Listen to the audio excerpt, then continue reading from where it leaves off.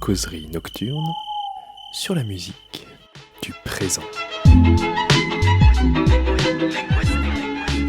Bonsoir à tous, merci d'être venus.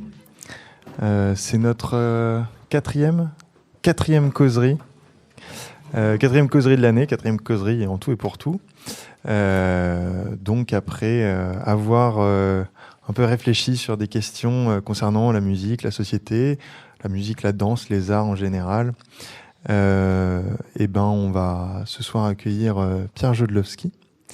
Avant tout ça, j'aimerais bien sûr remercier le CNSM pour nous accueillir dans ses locaux, le BDE qui nous prête un super coup de main, et puis aussi Samuel à la sono qui fait un super boulot.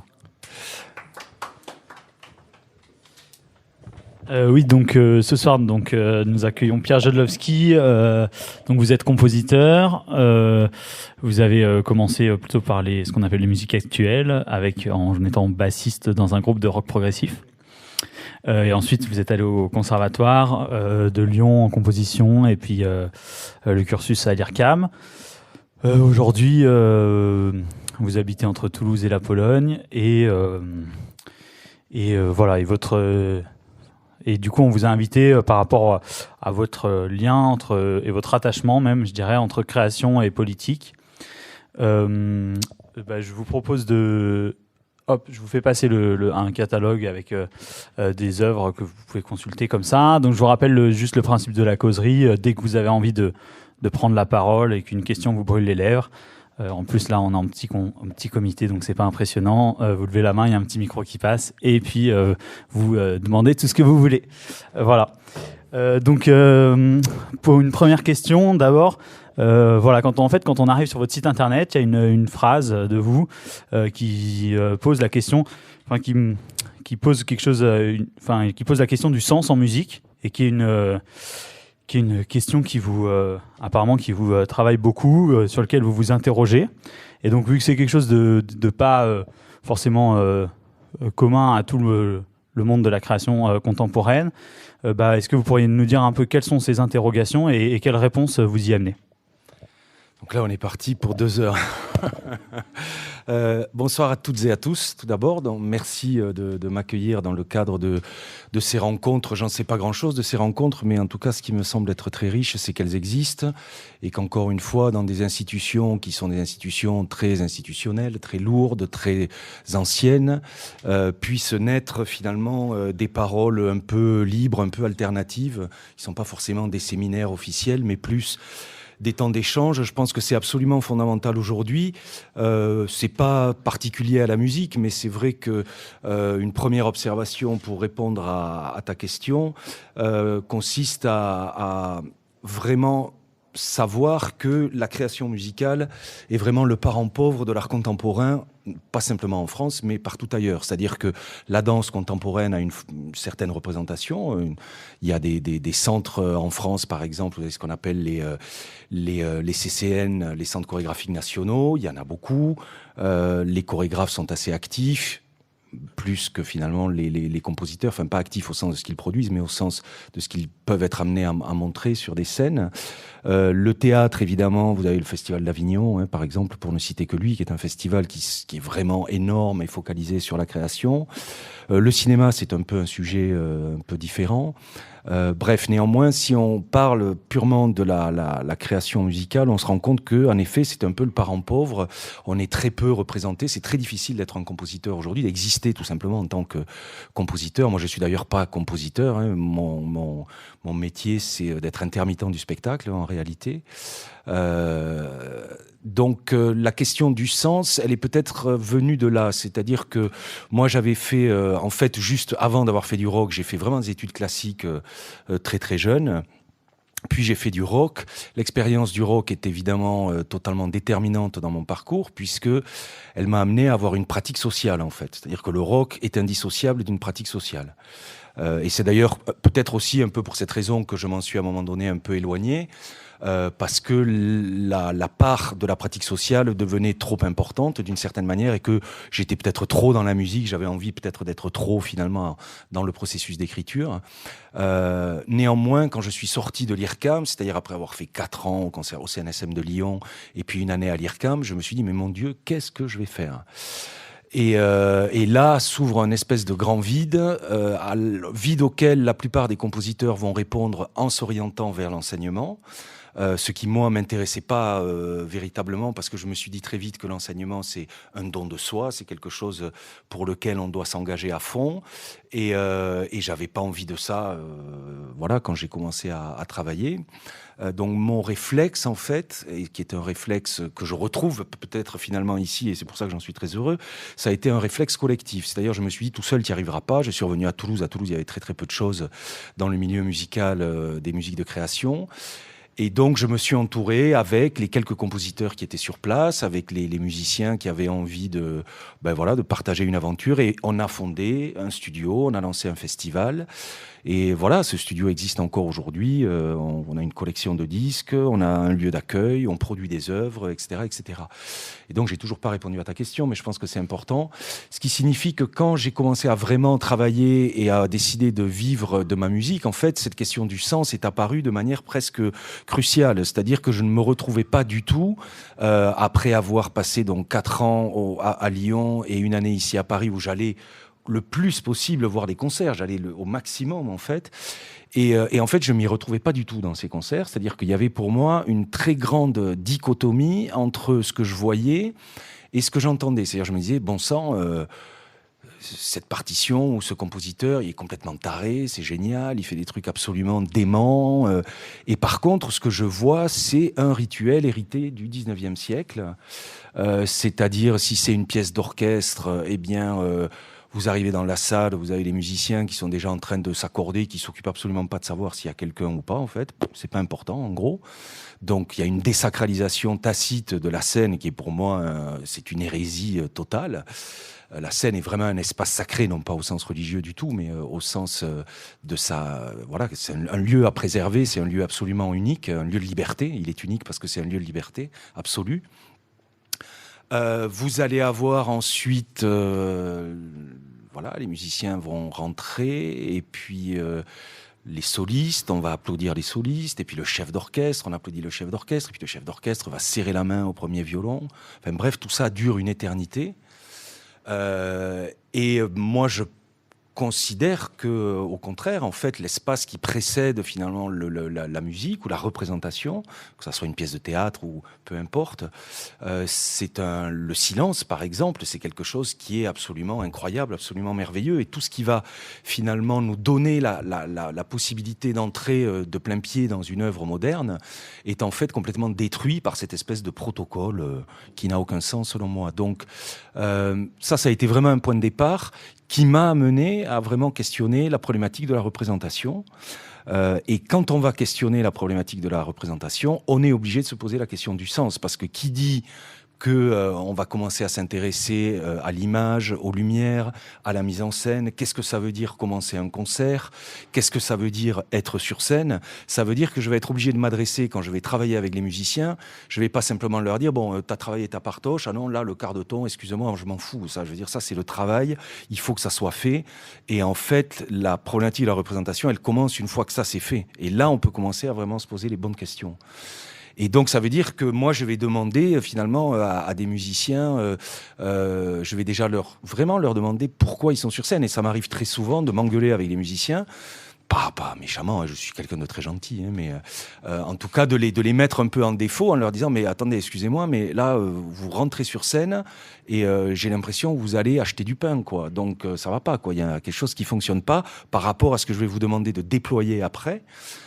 C'est pas possible. Donc voilà, pour répondre de manière un petit peu générale sur la question du sens, c'est parti de ça, vraiment, de cette idée que pour moi, la scène est un espace rituel, et si c'est un espace rituel, c'est un espace dans lequel vont se déployer des choses qui ne sont pas nécessairement qu'abstraites, vont avoir lieu d'autres choses, qui peuvent être, donc on va en parler bien sûr, une dimension politique, mais ça peut être aussi je place sous l'égide de ce que j'appelle le rituel moderne, c'est-à-dire quelque chose qui n'a pas forcément une fonction immédiate ou dont on ne peut pas comprendre, je dirais, véritablement la signification, mais qui soulève des questions extra-musicales d'un point de vue perceptif. Donc qui va agir, c'est pour ça que moi j'avais, d'ailleurs c'était ici même, on buvait un coup avec Benjamin de la Fuente, qui est un compositeur de ma génération, et on se posait la question de comment on pouvait définir un peu dans la musique. Vous savez que les musicologues, les analystes ont besoin de mettre des étiquettes, hein. Alors la musique spectrale,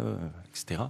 Et donc on se demandait comment on pouvait finalement qualifier un peu notre musique, qui ne répondait pas à ce type de critères, parce que c'était une musique qui était plus libre.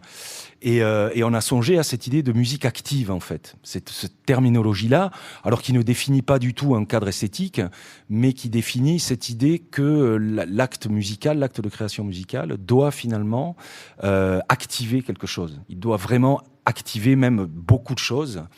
Et c'est ce qui m'a vraiment conforté et conduit à développer de plus en plus de projets dans lesquels j'intégrais à la fois l'électronique, l'image, le geste, la dimension théâtrale, la scénographie, etc.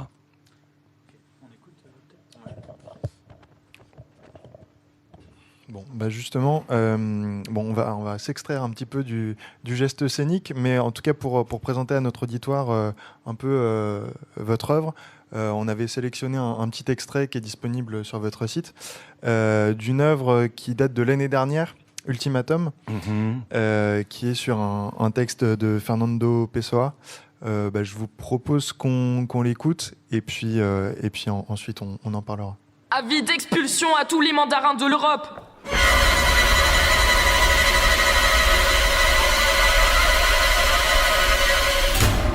Dehors, dehors!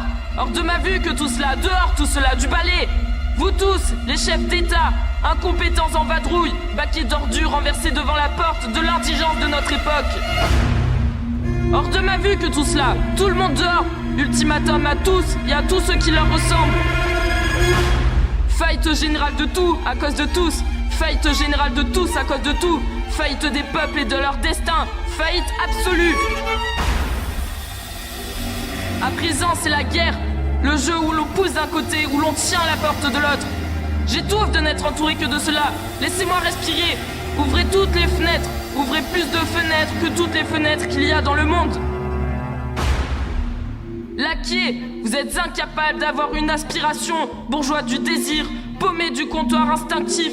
Oui, vous tous qui représentez l'Europe, vous tous les politiciens à l'affiche dans le monde entier, vous les littérateurs, les chefs de file des courants européens, vous qui êtes censés représenter quelque chose pour quelque chose dans ce maelstrom de tes fades.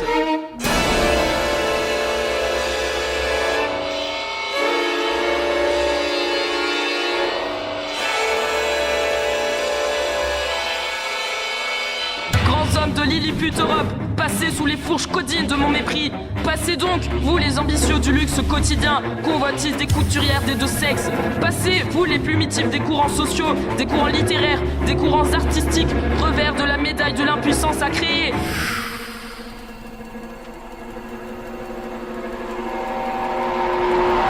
Passez, radicaux du peu, un culte de l'en avant qui n'avait que le pilier de l'ignorance pour porter votre audace.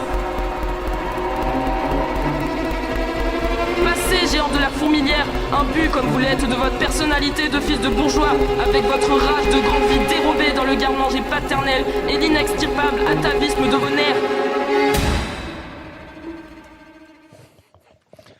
C'est un choix absolument parfait pour la question politique. Oui, tout à fait. Donc, pour remettre en contexte, c'est à peu près le centenaire du texte qui a été choisi pour construire cette œuvre. Donc, un texte qui a été écrit durant la Première Guerre mondiale. Et donc, nous, à propos de cette œuvre, et puis peut-être aussi à propos de votre œuvre en général, au niveau de la question du sens, ce qui nous intéressait ici, c'était le matériau extra-musical qui était employé et donc qui venait donner un sens à un art qui a été construit pendant quasiment 2 siècles autour d'une autonomie de cet art. La musique, on a choisi de la construire comme autonome. Et donc, justement, est-ce que la réponse que vous apportez, vous, à cette autonomie, et donc pour réinjecter du sens, elle ne passe que par les sources extra-musicales que vous employez, donc comme ici le texte de Fernando Pessoa, ou est-ce que vous mettez en œuvre, donc en plus on en a parlé un petit peu de la mise en scène et de tout ça, mais quels sont exactement, est-ce que vous pouvez nous détailler un peu plus tout ça? J'aimerais quand même, si tu veux bien, revenir, vous expliquer un peu le contexte d'Ultimatum, parce que je pense qu'il est important pour comprendre aussi qui je suis en fait. Et moi, je ne dissocie vraiment pas mon être, je dirais quotidien, de mon être artistique en réalité. En fait, j'ai gagné le Grand Prix lycéen des compositeurs en 2015. Qui est un prix en fait qui consiste à ce que, je sais pas, je crois qu'il y a une 30aine ou une 40aine de lycées en France qui reçoivent des disques avec une œuvre qui est choisie dans ces disques. Ils font une première sélection et puis il y a une shortlist et ensuite ils décident donc d'un lauréat. Donc ça concerne ce prix concerne finalement beaucoup de lycées en France, donc des gens très jeunes, des secondes, des premières, quelques terminales, mais c'est surtout secondes et premières, qui sont confrontés donc aux écritures contemporaines. Et ils avaient donc choisi une œuvre qui s'appelle Time and Money, qui est aussi une œuvre très politique, comme son nom l'indique, son titre l'indique. Et donc je me suis retrouvé le prix, en fait, c'est une commande. En fait, on obtient ce qu'on obtient en ayant ce prix, c'est une commande qu'on doit réaliser l'année suivante. Et quand j'ai eu cette commande, je me suis vraiment posé la question. Je me suis dit, mais qu'est-ce que tu as envie de donner à cette génération-là, c'est-à-dire à des gens qui ont 15 ans, 16 ans. Et la première chose qui m'est venue à l'esprit, ça a été l'Europe, en fait. Parce que pour moi, l'Europe est un enjeu absolument essentiel de notre monde moderne. On n'y arrive pas à fabriquer cette Europe, c'est une catastrophe. Et pourtant, elle tient encore le coup. On ne sait pas trop comment. Là, actuellement, c'est très très chaud, je trouve. Mais donc j'avais envie de parler de ça, et puis j'avais envie aussi de les associer au processus d'écriture. Donc c'était un sacré challenge. Et du coup, j'ai repensé à cet ultimatum de Pessoa, qui est un texte que j'avais déjà lu, mais il y avait assez longtemps, que j'avais eu l'occasion de revoir dans une mise en scène d'une adaptation de Proust par un grand metteur en scène polonais qui s'appelle Warlikowski, qui a mis en scène énormément d'opéras, de pièces de théâtre, etc. Et donc c'est un texte, en effet, qui est écrit en 1917, quand le Portugal bascule à son tour dans la Première Guerre mondiale. Comme vous l'avez entendu, c'est un texte qui est très violent. Et là, en plus, c'est que le début, parce que ça n'arrête pas, en fait. Ça monte jusqu'à presque une sorte d'écœurement, en fait. On arrive à une espèce de saturation totale de ce passé. Il envoie tout à la poubelle, en réalité. Sauf à la fin. À la fin, il y a un très, très beau passage où il nous explique, en fait, ce que devrait être l'Europe.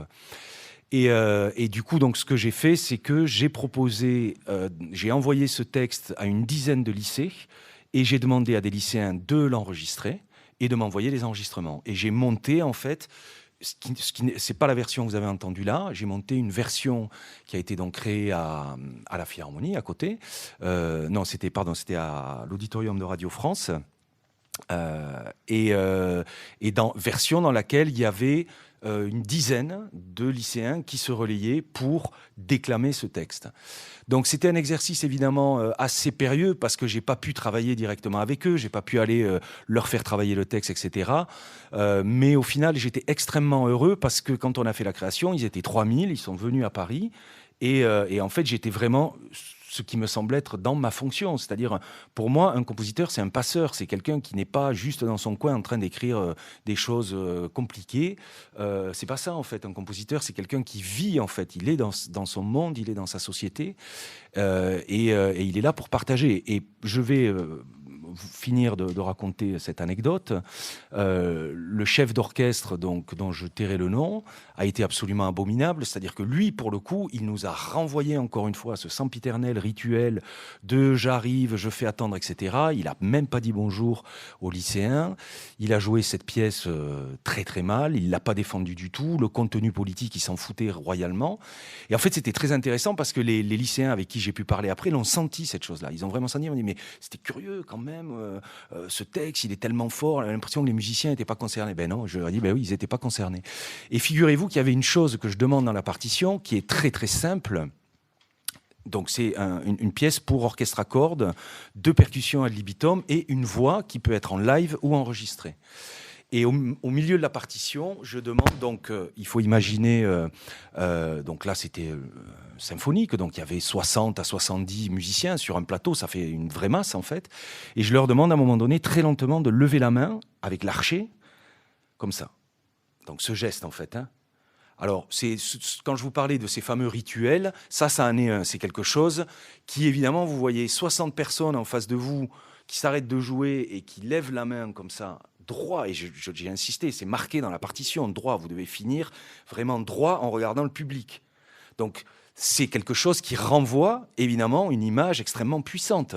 Chacun est libre d'en faire l'interprétation, mais vu le texte qu'on a entendu, vu l'énergie qu'il y a dans la musique, etc., évidemment, ça renvoie à la problématique autoritaire, à la guerre, à la violence, etc.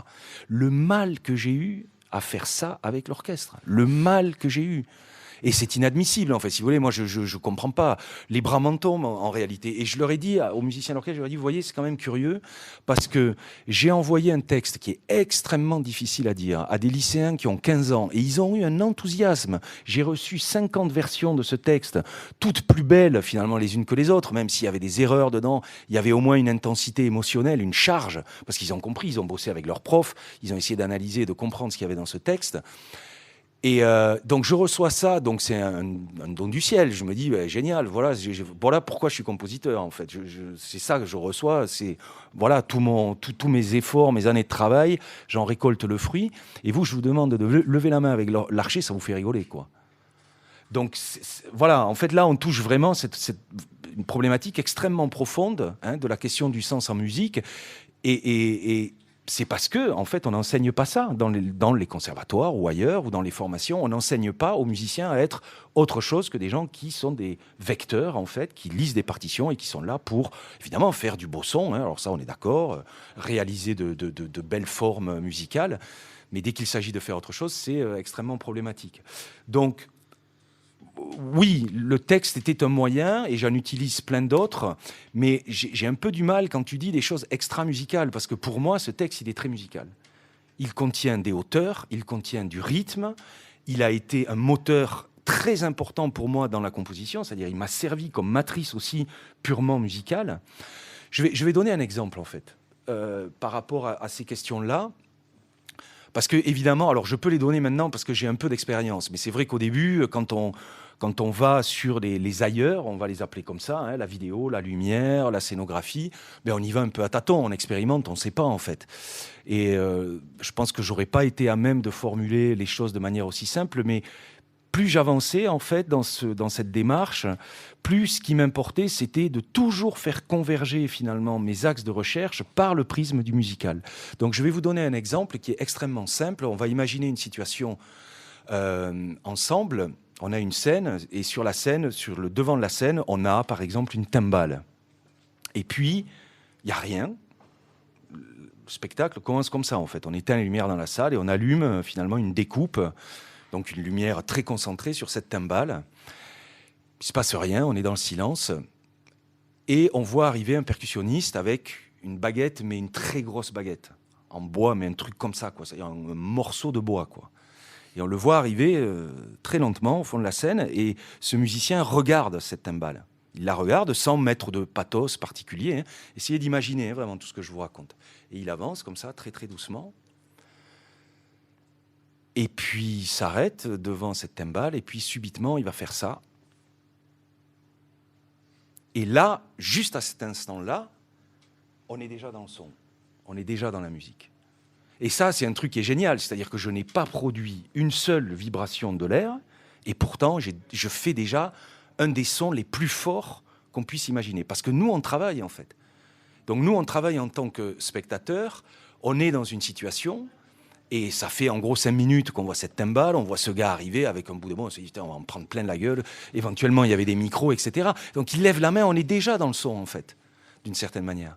Donc moi, c'est ça qui m'intéresse. C'est-à-dire, ce qui m'intéresse, c'est de créer finalement des situations qui produisent du son ou de la musique, mais via des prismes finalement qui peuvent être des prismes extérieurs, simplement à la partition ou à autre chose.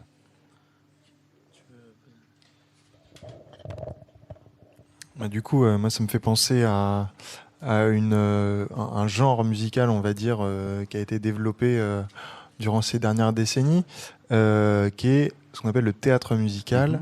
Est-ce que c'est un genre, il me semble que vous affiliez pas forcément à ce genre-là, alors que quelque part, il y a une forme de théâtralité énorme dans ce que vous racontez. Oui, tout à fait. Alors, c'est toujours pareil, vu qu'on parle, qu'on met des étiquettes, le théâtre musical renvoie quand même à une période de la musique qui est vraiment initiée par des gens comme Mauricio Kagel ou Georges Apergis, et qui est, on va la dater des années 70-80, d'une certaine manière. Alors moi je me ressens, enfin c'est pas que je veux pas m'affilier à ça, c'est-à-dire que encore une fois cette musique-là, en particulier chez Kagel, est une très très forte réaction dont je me sens tout à fait l'héritier par rapport aux formes de représentation. Donc en fait le théâtre va venir comme étant un outil finalement qui procède beaucoup par dérision, très souvent d'ailleurs, en particulier chez Kagel. La musique de Kagel est une musique très drôle. Enfin, les représentations, pas quand on écoute cette musique-là. Simplement, voilà, il y a une manière de faire, il y a une manière d'intégrer finalement des actions théâtrales au travers de la partition, qui n'était pas forcément la manière que j'avais moi d'aborder le sujet. Je suis venu finalement aux problématiques de théâtre assez tard, c'est-à-dire encore une fois, pour la simple raison que j'étais très méfiant. C'est comme quand je fais de l'image ou comme quand j'intègre de l'image. En fait, moi, je suis surtout pas un cinéaste. En fait, je suis pas un photographe. Je fais de la photo depuis très longtemps. Je fais de la vidéo depuis très longtemps, mais j'essaye de m'en servir encore une fois comme un élément de contrepoint avec le propos purement musical, d'une certaine manière. Donc, j'ai pas essayé de fabriquer un genre. En fait, je continue à ne faire finalement que de la musique, mais je me sers d'autres outils pour en étendre finalement le champ sémantique.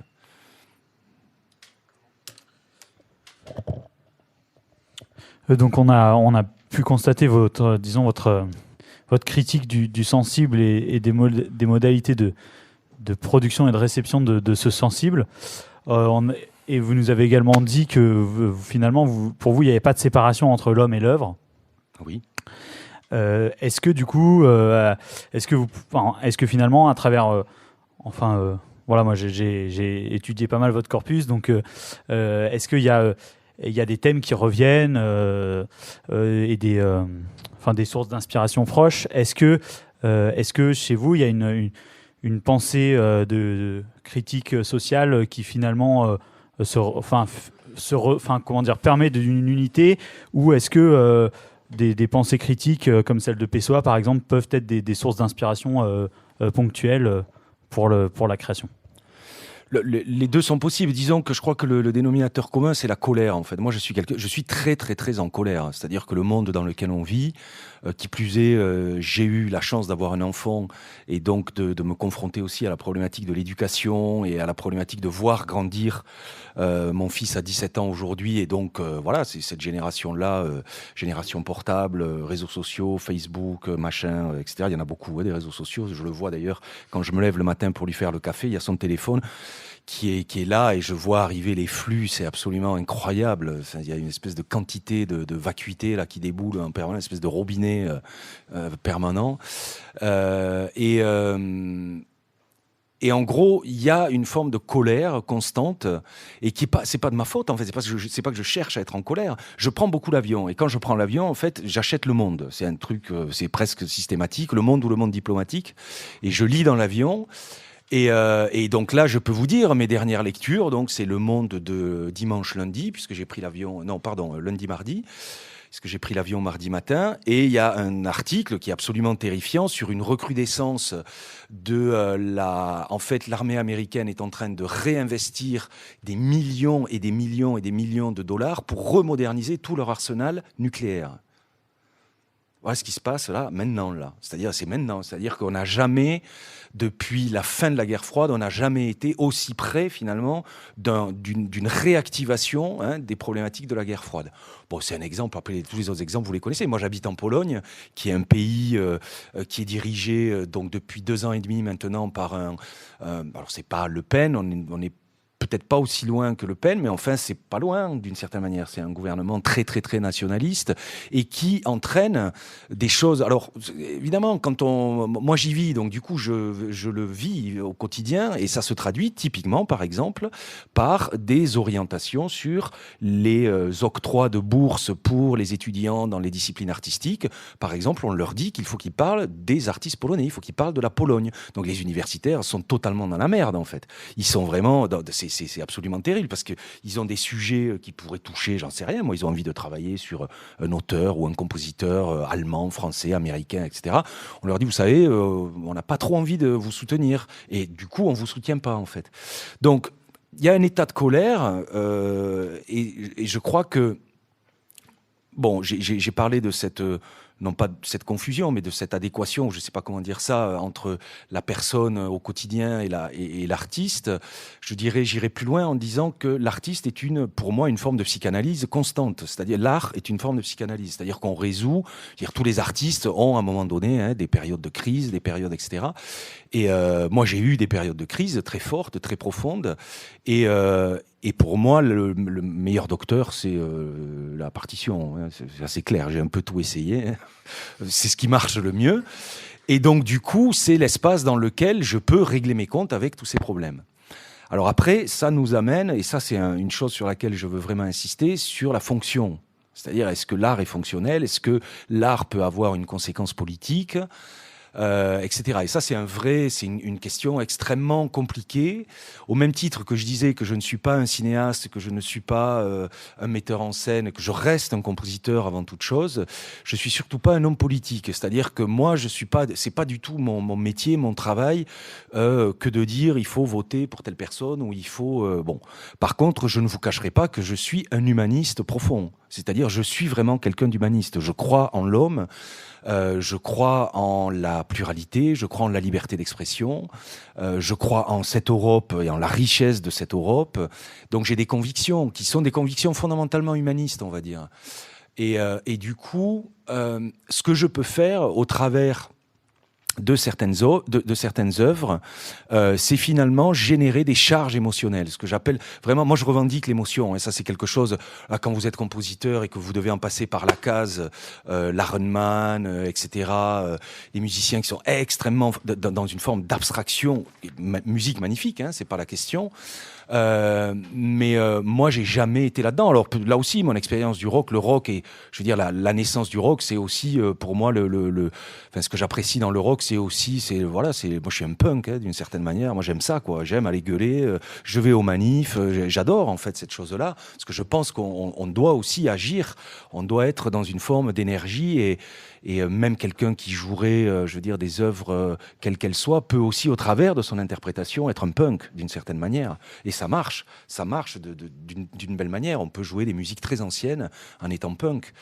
Du moins, il faut pas oublier, je veux dire, Mozart c'était un punk. Je veux dire, on perd de vue un peu ça. C'est-à-dire, on a cette relation aux compositeurs du passé. Ils sont tous morts, donc c'est très pratique. Les orchestres, ils ne programment que des gens morts. Les opéras, ils programment que des gens morts. Donc c'est génial.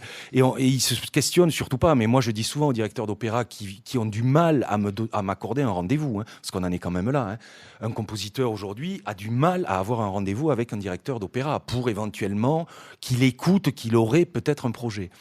Et moi, je leur dis, mais vous avez une chance vraiment incroyable que tous ces gens-là soient morts, parce que je veux dire, ils seraient impitoyables avec vous. Imaginez Mozart aujourd'hui, quoi. Je veux dire, ça serait quand même le dernier à brosser le chien dans le sens du poil.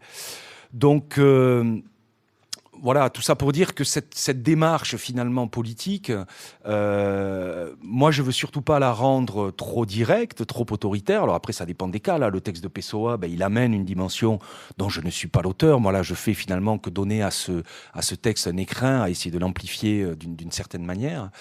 Mais il y a des œuvres dans lesquelles finalement ces indices de colère, ils sont beaucoup plus subtils ou beaucoup plus...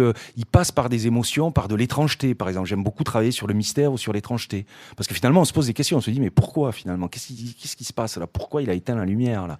Et du coup, on commence à travailler aussi, à faire, à réfléchir finalement à cette question, à ces sens possibles qui peuvent émerger dans un cadre musical.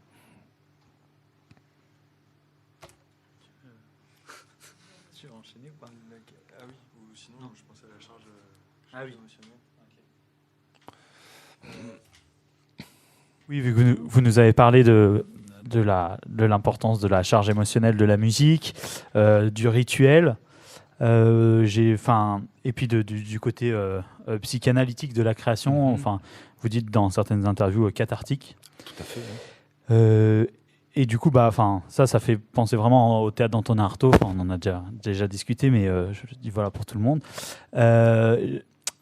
Est-ce que, comment dire, dans ce rapport à la fois de la scène comme espace rituel et de la catharsis de la création, pour vous, comment se place comment la place du spectateur est réfléchie, c'est-à-dire on touchait ça du bout des doigts à la fin de votre intervention.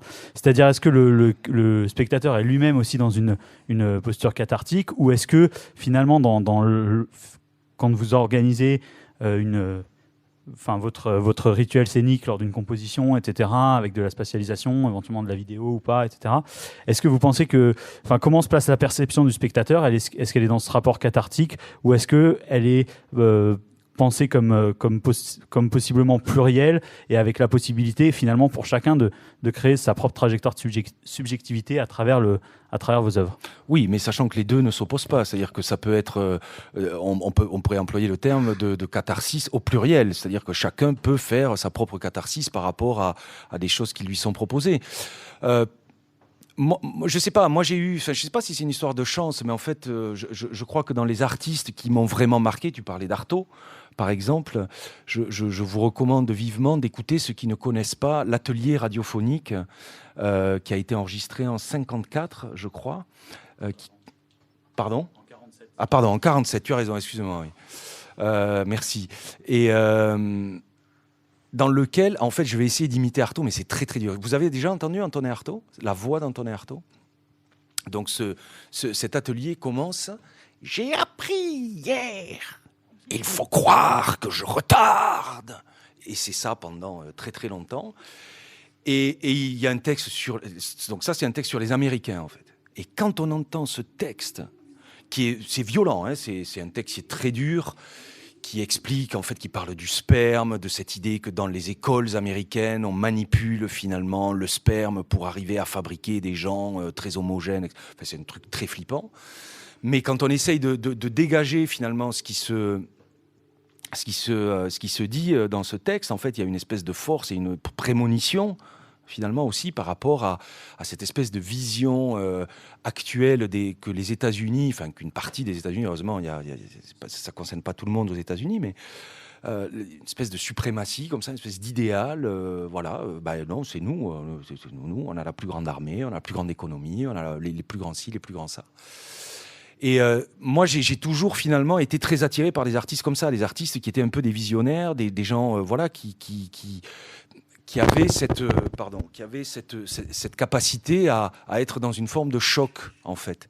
J'ai travaillé, l'une des premières grandes œuvres que j'ai réalisées, c'est La Grève d'Eisenstein. Et donc voilà, c'est une œuvre cinématographique. Eisenstein, c'est l'un des grands maîtres du cinéma soviétique, et c'est une œuvre absolument coup de poing. Quand vous voyez une œuvre comme ça, on sort de là, on est sonné. Donc pour répondre finalement à ta question, la notion de catharsis, moi je pense que, en tout cas je souhaite qu'elle soit vécue par le public de la même manière que moi, sauf qu'évidemment ce qui change c'est la temporalité. Moi il me faut plusieurs mois pour écrire une œuvre, et cette œuvre elle va exister dans un temps très court finalement, qui est le temps du concert. Et je pense qu'en général, ce qui se passe quand les œuvres sont réussies et quand il y a des bonnes conditions, parce qu'il suffit pas que l'œuvre soit réussie, il faut qu'il y ait aussi un contexte, un bon chef si c'est une œuvre d'orchestre, mais aussi un bon programme si c'est une œuvre de 10 minutes qui est jouée dans le cadre d'un récital, un récital de musique contemporaine. Parfois, ça peut être très pénible parce que c'est mal organisé, les pièces s'enchaînent pas bien, etc. On change trop d'univers, du coup, on sait pas trop où on est. Mais bref, si les conditions sont réunies, je pense que ce phénomène cathartique, il existe après, en fait, au moment de la digestion. C'est-à-dire qu'on reçoit l'œuvre un peu comme un impact, et simplement dans l'œuvre, il y avait finalement quelques indices, quelques éléments qui font que on peut en parler après, on peut discuter après, on peut la revivre après, finalement, parce qu'elle était chargée, en fait. Donc moi, ce que je cherche, c'est la charge, en fait. J'essaye toujours, c'est pour ça que j'ai du mal à écrire une musique assez calme, je pense que c'est une espèce d'idéal chez moi, de plus je vais vieillir, plus je vais essayer de trouver, finalement, cette charge dans des choses peut-être plus douces, mais en tous les cas, là, pour l'instant, c'est pas vraiment le cas. Et donc, j'écris une musique, en général, qui est très dense, qui est très active, on va dire, et qui, du coup, nous laisse un peu comme ça... un peu pris de court, et simplement on se rend compte après qu'on y revient parce que on a entendu des textes, il y a eu des images. Encore une fois, pourquoi la lumière s'est éteinte à ce moment-là, je reviens à cet exemple, mais qui est un exemple fort et qui permet finalement que ça travaille a posteriori. Moi, je pense que les œuvres, elles doivent travailler, et les œuvres dont je me rappelle, finalement, quelles qu'elles soient, que ce soit des œuvres plastiques ou des œuvres cinématographiques, etc., c'est des œuvres qui travaillent, en fait, qui sont là, qui sont en nous et qui vont nous accompagner, en fait.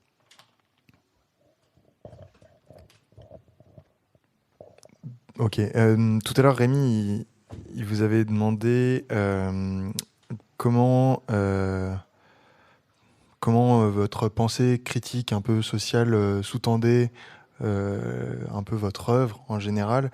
Et moi, j'avais envie d'aller un petit peu plus loin, de savoir si quand vous parlez d'Eisenstein, quand vous parlez de charge, est-ce que ce sont des points d'appui esthétiques qui vont être aussi sous-tendus par des questions de théorie philosophique ou des questions de théorie politique, ou c'est juste cette idée de charge qui va être sur le plan uniquement esthétique? Je dirais que c'est plus sur le plan esthétique, c'est-à-dire que la problématique théorique, en fait, c'est une problématique passionnante, mais moi je suis quelqu'un du faire, en fait, plus que du réfléchir. C'est-à-dire que si je choisis à un moment donné un espace de réflexion, on va dire un sujet, appelons ça un sujet, la première chose que je vais faire, c'est d'essayer de trouver des modalités d'aller droit au but. Or, quand on va s'intéresser à des problématiques théoriques, en fait, on va rentrer dans des temporalités d'analyse, d'étude, de critique. On va contourner le sujet, on va le cerner, on va s'en éloigner pour aller chercher d'autres moyens de le comprendre. Tout ça prend beaucoup de temps, en fait. Et moi, j'ai besoin d'aller très, très vite, en fait, dans le processus d'écriture.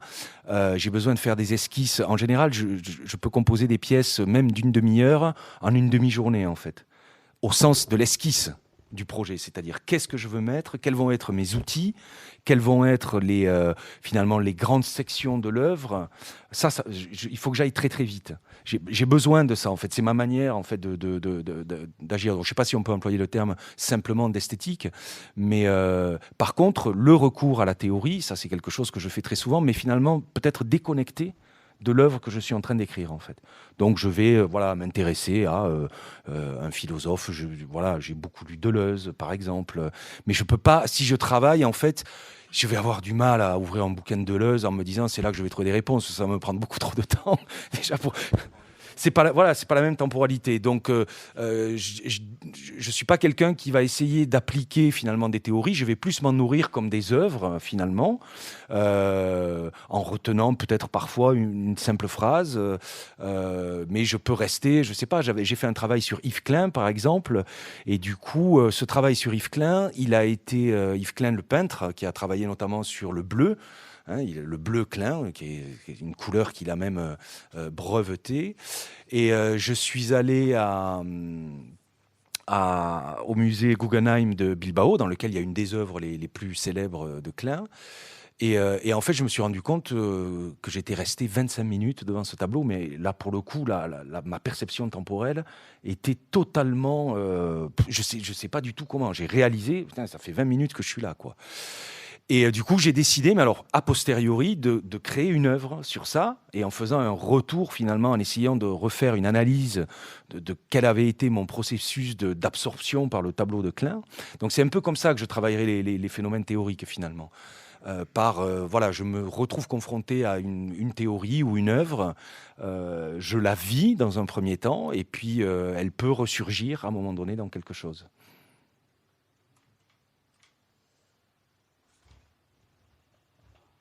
Vous avez parlé de... Pardon, je ne suis pas au câble. Vous avez parlé tout à l'heure de musique active dans la dimension physique de la scène, la question du sens, les évocations psychologiques que pouvait avoir votre musique.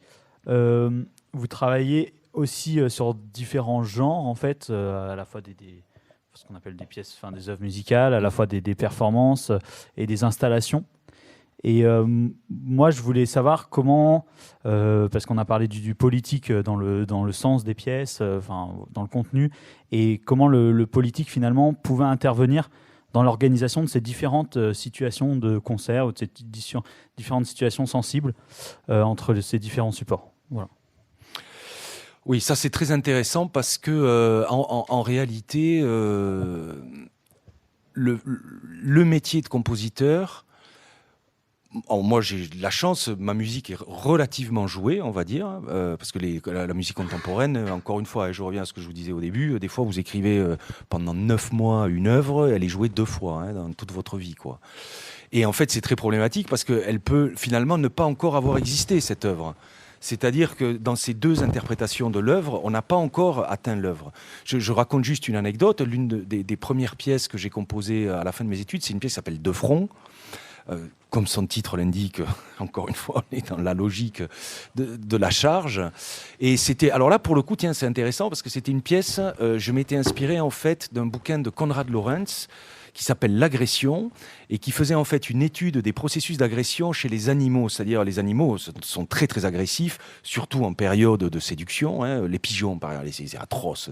Je déteste les pigeons, c'est des rats avec des ailes. Mais les pigeons sont super agressifs en fait. Dans les périodes de séduction, ils sont très très violents et la plupart des animaux sont très violents. Je ne sais pas si vous avez eu des combats de cerfs par exemple, c'est abominable et ça peut même très mal se finir parce qu'ils peuvent se coincer les bois et mourir enchevêtrés. C'est une image absolument incroyable. Et donc Lorenz avait analysé ça et il avait finalement essayé de trouver finalement dans les comportements sociétaux des sortes de reproduction de tous ces processus agressifs chez les animaux. Bon bref. Et du coup, par rapport aux différents contextes, ce qui est intéressant, c'est que quand on est compositeur, on se retrouve dans des cadres de représentation qui sont extrêmement différents. Des cadres qui peuvent être des cadres très intimes, où on va jouer dans des petites salles ou dans un club. Moi, j'ai fait des impros dans des clubs, il y avait 20 personnes dans la salle, même moins des fois. Et je me retrouve aussi dans un autre contexte qui peut être celui du Grand Prix lycéen des compositeurs, où il y avait la salle du Grand Auditorium de Radio France était archi pleine, en fait. Et les installations, c'est encore autre chose, parce que là, on crée des œuvres, il y a le vernissage, on voit un peu le public, et puis après, on s'en va, et donc on n'est même plus là au moment où les œuvres existent. Donc tous ces contextes, en fait, sont des contextes très porteurs pour moi, en effet, parce que finalement, ils permettent des types de relations avec les individus, et ça peut entrer finalement en jeu dans les processus d'écriture. Encore une fois, alors moi j'écris pas pour un endroit en particulier, mais je sais par exemple quand j'écris des œuvres pour piano et électronique, que en fait sur scène j'aurai toujours qu'un pianiste d'une certaine manière. J'aurai que ça en fait. Et ça me donne finalement un cadre, un champ d'investigation qui est pas du tout le même que quand on va écrire pour 10 musiciens ou pour un orchestre, parce que quand on écrit pour un orchestre, on sait forcément qu'il nous faut une grande scène et une grande salle, etc. La problématique des installations, elle est très passionnante par rapport à la notion de finalement de présence-absence. Moi, j'ai fait assez peu. Alors, il faudrait pas imaginer, parce que ça, c'est un reproche qu'on me fait souvent, que je suis un touche-à-tout, que je vais un peu dans tous les sens, etc. Finalement, si on regarde un peu mon catalogue, d'abord, je n'écris que des œuvres mixtes, c'est-à-dire des œuvres dans lesquelles il y a toujours de l'électronique, voire de la lumière, de la scénographie, etc. Donc ça signe quand même d'une certaine manière ma manière de faire. Si on me propose une commande pour quatuor à cordes, je dirais non, hein. Ça m'intéresse pas en fait. Je dirais oui, je veux bien, mais lumière, amplification, capteur, etc. quoi. Donc d'une certaine manière, ça concentre quand même pas mal voilà, quand on va écouter une pièce de Jodorowsky, on est à peu près sûr qu'on va pas avoir un violon solo tout seul sans amplification. Donc ça, c'est une première chose. Et par rapport aux installations, j'en ai fait assez peu en fait des installations, même très très peu. J'en ai fait 3. Et peut-être l'installation qui est la plus importante que j'ai réalisée parce qu'elle continue de tourner et qu'elle a pour le coup une dimension d'inscription dans le processus social très forte, c'est une installation qui s'appelle Passage, qui est un projet qui se matérialise sous la forme d'un tunnel qui fait 10 mètres de long et dans lequel en fait je fabrique en fait des banques de souvenirs que je mets en partage. Alors là, pour le coup, là aussi, j'avais été vraiment très très heureux de redéfinir de reconsidérer ma définition du compositeur, parce que là, pour le coup, je suis vraiment un pur passeur.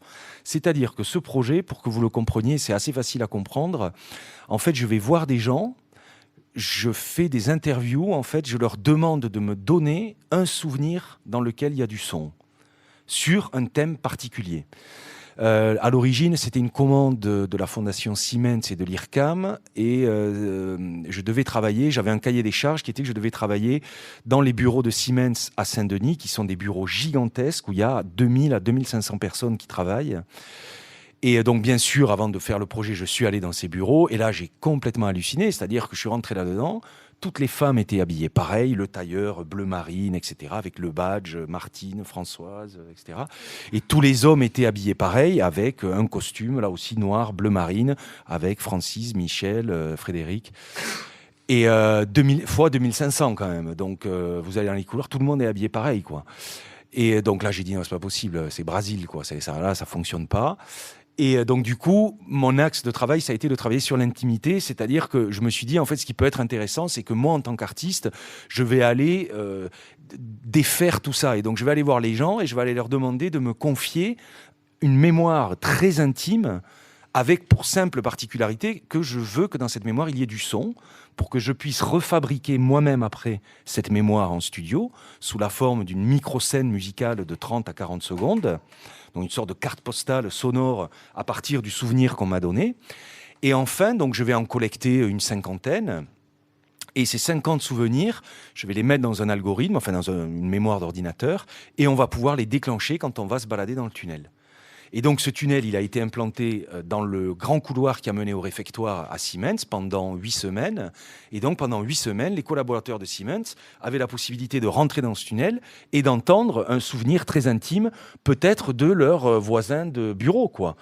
Et donc, moi, j'étais hyper fier, en fait. Je me suis dit, mais c'est ça, être un compositeur, c'est finalement, c'est pas de faire des grands concerts avec 3000 personnes, parce que, voilà, là, j'avais vraiment l'impression de servir à quelque chose, d'être allé, finalement, chercher une chose qui appartenait à l'intime et de la matérialiser sous forme de son, parce que je l'ai pas dit, mais c'est quand même très important. Quand vous rentrez dans ce tunnel, vous allez déclencher ce son, un des sons parmi les 50, donc, un des souvenirs. Et si vous vous arrêtez à l'intérieur, vous allez pouvoir en fait rentrer dans ce que j'appelle le mode introspectif. La métaphore la plus simple, c'est d'imaginer que vous avez une carte postale sur laquelle vous avez, je sais pas, une montagne avec un petit chalet et puis une petite fille qui joue au ballon. Donc ça, c'est l'image que vous voyez. Et maintenant, vous imaginez que vous prenez cette image et vous la regardez au microscope. Donc ce que vous allez voir, c'est finalement la couleur du ballon, ou la couleur de la montagne, ou la texture, ou la matière. C'est-à-dire vous perdez le sens, je dirais, global pour aller creuser à l'intérieur. C'est exactement ce que je fais avec le son, c'est-à-dire que la personne s'arrête et tout d'un coup le souvenir se fige, et en fonction de l'endroit où on est dans le tunnel, on va pouvoir finalement aller écouter des détails de ces 30 secondes de petites scènes. Voilà, j'ai fait une grande parenthèse, pardon, hein, mais tout ça pour dire que ces contextes, finalement, autant nombreux soient-ils, ce sont à chaque fois autant d'occasions d'interroger peut-être non pas les outils, mais plus qu'est-ce qu'un compositeur peut faire dans certaines situations. J'ai fait, il n'y a pas très longtemps, c'était au mois de novembre, j'ai été invité dans un festival de musique contemporaine à Clermont-Ferrand, qui s'appelle Musique démesurée, et je me suis retrouvé, et c'était fantastique, dans une réunion de psychanalystes. Parce qu'il y a un cercle psychanalytique à Clermont-Ferrand, très actif. Et ces gens-là m'ont invité. Et là aussi, j'avais l'impression d'être à ma place. C'est-à-dire que, alors, j'avais été très clair avec eux. Je leur ai dit, attention, on ne fait pas une séance de psychanalyse. Je ne veux surtout pas faire ça. C'est-à-dire, je ne veux pas passer sur le grill. Ça ne m'intéresse pas. Oedipe, machin, démerdez-vous avec. Vous écoutez mes pièces et c'est à vous de voir si je suis plutôt freudien ou deleuzien. J'ai déjà donné la réponse tout à l'heure. Mais... Par contre, de voir comment, dans mon travail, cette question psychanalytique, qui est en fait finalement comment est-ce qu'on résout ces grandes peurs qui sont l'existence, la mort, être amoureux, est-ce que ça a du sens, voilà, c'est quand même des questions fondamentales et on ne les mettra pas de côté, celles-là. Et du coup, c'était absolument passionnant. Et j'avais l'impression, finalement, qu'encore une fois, la réponse d'un artiste, musicien, compositeur, qui n'est pas que, je dirais encore une fois, dans le faire de la partition, sachant que c'est pas une critique. Hein. Moi, je veux dire, il y a plein de compositeurs, quand je parle de tout ça, ils me disent, t'es complètement taré, on n'a pas besoin de tout ça, la musique, c'est beau, et puis point. Très bien, ça leur va, parfait. Hein. Moi, j'ai pas de problème avec ça. Simplement, moi, ça me convient pas. Et du coup, c'est ces fonctions-là, finalement, je crois que ça dit simplement une chose, c'est que ça dit que j'aime être au monde, en fait. Et je me sens très bien ici, par exemple. Et donc, ce qui fait que vous êtes en colère. Oh, oui. Ben oui, parce qu'après, quand on aime être au monde, finalement, on se rend compte que le monde va si mal que c'est quand même un peu... voilà, ça fait souffrir, quoi. Ouais, bah en fait, ça tombe bien que vous ayez parlé de passage parce qu'on voulait que vous en parliez un petit peu.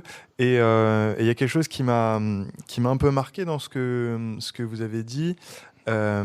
C'était d'une part cette histoire d'uniformisation des gens qui travaillaient dans ce bâtiment et votre proposition qui était de rentrer dans l'intime, de faire une construction un peu de l'intime, peut-être de son voisin du bureau. Et donc, est-ce que, peut-être, d'une part, vous avez eu des retours des gens qui étaient dans ces bâtiments, c'est-à-dire après ou alors pendant la mise en place de cette installation et rétrospectivement, est-ce que vous pensez que ça a marché dans le sens où si vous vouliez déconstruire cette uniformisation, qu'est-ce qui s'est passé ou alors comment vous l'avez pensé? Alors ça a extrêmement bien marché, c'est-à-dire que les collaborateurs étaient même, ils voulaient garder le tunnel, quoi. C'est-à-dire, ils voulaient plus qu'on l'enlève, en fait, quoi. Parce que c'était une bouffée d'oxygène, c'est-à-dire que, en fait, ce qui marchait très bien, c'était l'idée de dire que tout ce qu'ils entendaient, en fait, c'était des mémoires, hein, des petits souvenirs. C'est très précieux, les souvenirs. En fait, qu'est-ce qu'on fait si on n'a plus de souvenirs? En fait, on n'existe pas, tout simplement. On peut plus rentrer chez soi, quoi. On ne sait pas où on habite, donc on ne peut pas rentrer chez soi. Donc c'est peut-être la chose la plus précieuse, finalement, la mémoire. Hein. On n'a pas parlé de ce mot-là, mais je crois que s'il y a bien un mot qui pourrait aussi caractériser mon travail, c'est la problématique de la mémoire, en fait. Et du coup... non seulement on a fait des débriefings avec la personne qui s'occupait du personnel, à qui j'avais demandé de mettre un livre d'or, de demander aux gens de témoigner s'ils avaient envie de m'écrire, etc. Donc j'ai vu, on a récupéré un livre d'or comme ça. Alors il y avait de tout dedans, évidemment, des gens qui comprenaient plus ou moins bien ce qui se passait, etc. Mais les gens ont finalement pris l'habitude. En fait, ils allaient manger, ils se disaient, tiens, allez, je vais faire un petit tour dans le passage, on va voir quel souvenir. Ah, je l'ai déjà eu, celui-là. Ou non, tiens, celui-là, je savais pas, tu sais qui c'est, qui a pensé à ce truc-là, la tronçonneuse. C'est qui a pensé à la tronçonneuse? Parce que non, je parle de ça parce que c'était très intéressant dans le processus de fabrication. Pour ça que je parle de l'intime et je parle du rôle d'un artiste parce que c'est pas simplement, encore une fois, il faut vraiment distinguer l'artiste du sociologue, par exemple. Ça pourrait être un projet de sociologie. Mais sauf que je me suis retrouvé face à une personne à qui j'ai demandé donc de me donner un souvenir très important, intime, dans lequel il y avait du son. Et elle me dit... Ah ben moi, c'est une forêt d'été et le bruit d'une tronçonneuse. Et elle me dit ça avec un air pas très cool, quoi. Je dis, ah bon, mais pourquoi Elle me dit, ben, en fait, ça a été un traumatisme, c'est-à-dire que quand j'étais gamine, mes cousins ou mes frères m'ont forcé à regarder Massacre à la tronçonneuse. Ça a été un choc violentissime. Alors ça vous fait rire, mais en fait, moi j'ai vécu le même truc. Hein. Gamin, on m'avait forcé à regarder un film d'horreur. J'ai quand même fait une psychothérapie de gamin pendant 2 ans pour m'en sortir. Quoi. Ça peut être très violent, en fait, quand on est confronté à quelque chose contre son gré. Et cette femme m'explique donc qu'un jour, elle se retrouve dans la forêt des Landes, en promenade, et elle était un peu paumée, quoi. Elle avait marché suffisamment pour être assez loin de sa voiture, et elle entend une tronçonneuse. Et elle s'est tapée mais une panique monstrueuse. Donc moi, je lui dis, ok, super, très bien. Donc là, j'ai les éléments pour fabriquer ma carte postale. Mais simplement, si je mets les bruits d'insectes de l'été et un son de tronçonneuse, en fait, ça va renvoyer aux gens l'image d'un bûcheron sympathique qui coupe du bois dans la forêt, quoi. Donc, il a fallu que je trouve un système. Et donc, je lui ai proposé d'enregistrer des halètements. Donc, je lui ai dit, voilà, je vais vous demander de revivre un peu ce souvenir-là et je vais vous enregistrer. Imaginez, vous courez. Et j'ai enregistré ça. Et ça a été hyper fort. Ça a été hyper fort. On a fait là, encore une fois, on était dans une forme de séance de ce qu'on appelle le reliving. On a revécu un petit peu la scène ensemble. Et moi, j'avais besoin de ça. Je lui dis, si vous me donnez pas ça, en fait, je le fais pas, le souvenir. J'ai besoin de ce truc-là. J'ai besoin de cette intensité. Je parlais des charges émotionnelles. J'avais vraiment besoin de ça, en fait. Et c'était tellement beau. Et je sentais qu'elle était à 2 doigts de le faire. Donc, je me suis permis de lui demander, en fait. Et encore une fois, donc, mon rôle dans ce cadre-là était très bien. Donc, au final, voilà, ça a été vraiment extrêmement positif dans le sens où cette mise en partage, pourquoi c'est positif ? C'est parce que ça touche quelque chose de profond et parce que je propose en fait de le mettre en partage. Et qu'il y a quand même, et je crois que c'est ça aussi qui marche, Passage, c'est un dispositif qui est très abstrait. Il faut imaginer, c'est un tunnel, vous avez des photos dans le catalogue, dont les parois sont en plexiglas, donc c'est quelque chose de très... Bon, c'est pas pur, mais c'est assez froid d'une certaine manière. Il se passe rien, et dès que vous rentrez, clac, vous déclenchez ce souvenir, vous déclenchez de la lumière, et tout ça se met à être extrêmement organique. Donc vous avez une relation finalement d'organicité avec un objet. Et du coup, je crois que c'est ça qui fonctionne. 2 choses. Donc, d'une part, le fait que je fais appel à de la matière finalement humaine, les souvenirs, et ça nous touche, quoi qu'il en soit. Et deuxièmement, parce qu'il y a aussi un contrôle véritablement artistique. C'est-à-dire que ce n'est pas simplement au casque, appuyé, vous allez entendre le souvenir de madame, je ne sais pas qui. Ok, ça serait sympa, mais peut-être un peu anecdotique d'une certaine manière. On n'y reviendrait pas. Alors que là, chaque passage est unique, puisque si vous décidez de vous arrêter, c'est vos déplacements qui vont changer de manière très précise les sons que vous allez entendre. Donc en fait, il n'y a jamais 2 fois la même traversée.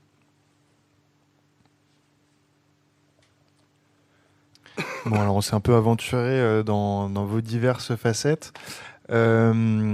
Après, nous, on vous invite en tant que compositeur, et ici, le mot compositeur a un sens assez lourd.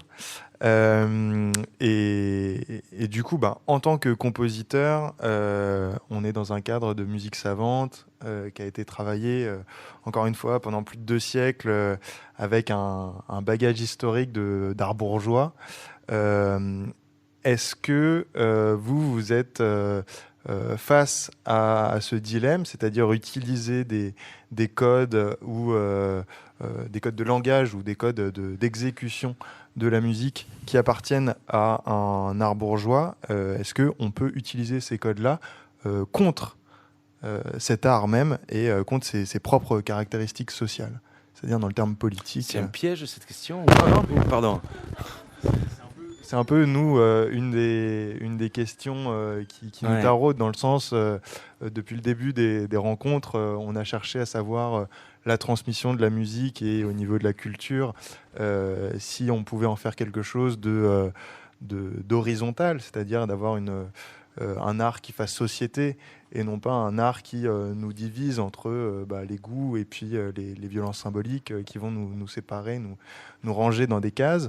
Et donc, en tant que créateur, est-ce qu'on peut avoir cette réflexion de savoir si quand on utilise cet art qui est quand même lourd de sens et quand quand on se laisse appeler compositeur de musique savante, est-ce qu'on peut réussir à se retourner un peu contre les choses qu'on utilise ?